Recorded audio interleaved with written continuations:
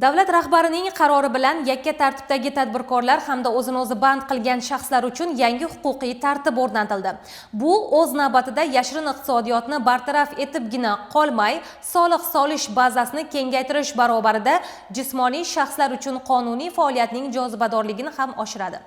Viloyat soliq boshqarmasi tomonidan Andijon shahridagi savdo komplekslari hamda savdo va xizmat ko'rsatish bilan shug'ullanayotgan tadbirkorlarga yangi qarorning mazmun mohiyati tanishtirildi.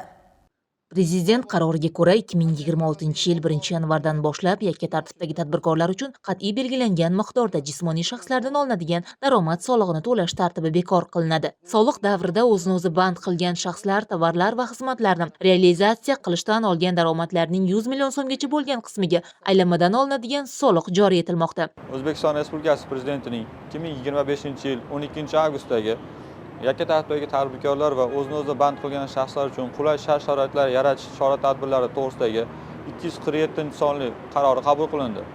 Ushbu qarorni qabul qilishdan asosiy maqsad yakka tartibdagi tadbirkorlar va o'zini o'zi band qilgan shaxslarning rasmiy sektorda faoliyatini amalga oshirishini rag'batlantiruvchi raqobatbardosh va shaffof tadbirkorlik muhitini yaratish hamda ma'muriy tartib tamoyillarining takrorlanuvchi va ortiqcha talablarini bekor qilish, davlat ro'yxatidan o'tkazishdan tortib hisobotni topshirishgacha bo'lgan xizmatlarni avtomatlashtirish hamda naqdsiz to'lovlarni qabul qilishning qulay va samarali mexanizmlarini joriy etishdan iborat. Yillik aylanmasi 1 milliard so'mgacha bo'lgan yakka tartibdagi tadbirkorlar va o'zini o'zi band qilgan shaxslar uchun aylamadan olinadigan soliq stavkasi 1% miqdorida belgilanayotgani, amalda esa 4% stavka qo'llanilgani bilan tanishtirilganda soliq to'lovchilarda qiziqish uyg'ondi. Asosan qulayliklari vaqtdan yutishimiz. Shot faktura, bunaqa dokument ishlari, nimaga bor, налогga bor, boshqa borlardan ko'ra telefonimiz o'zida, shu yerda o'zida qilib ishimiz bitar ekan. Qarorga asosan yakka tartibdagi tadbirkorlar hamda o'zini o'zi band qilgan shaxslar uchun maxsus huquqiy rejim joriy etilib,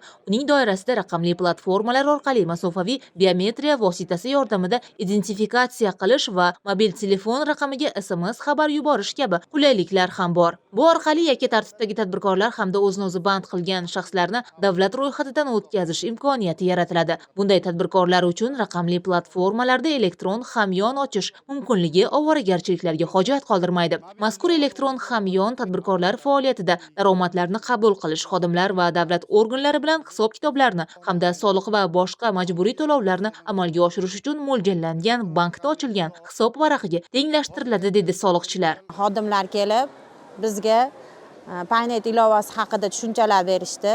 Bizga qulayliklari juda ham ko'p ekan. Eng asosiysi faoliyat ko'rsatayotgan joyimdan turib qulayliklardan foydalansam bo'lar ekan. Savdo qilayotgan daromadimdan 1% to'lov qilaman ekan. Menga juda ham yoqdi.